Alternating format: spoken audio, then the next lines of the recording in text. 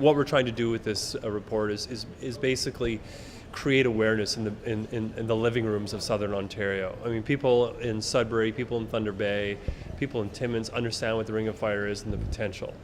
People in the Southern Ontario don't have the same understanding, and that's too bad, because really our analysis demonstrates that this is a whole of Ontario play.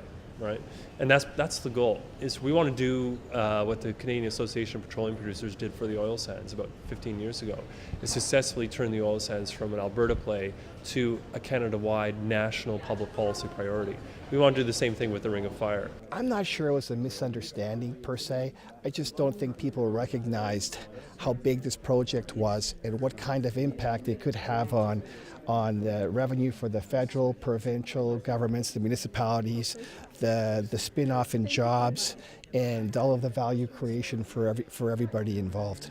Things have moved slowly for a number of reasons. That's in the past. We are where we are today. We're getting a lot of momentum.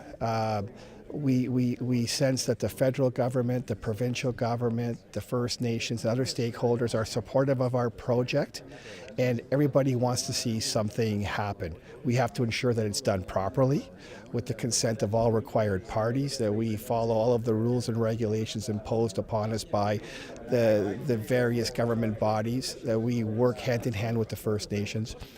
So at the end of the day, we want to create and build a project that all stakeholders will benefit from. Sometimes we're very overt and very public in our advocacy strategy. Sometimes we are sort of behind the scenes in our advocacy strategies. And I'm not going to speak to specific strategic moves that we're going to make, but I know we do have federal representatives in the audience right now, and I think that's an important part.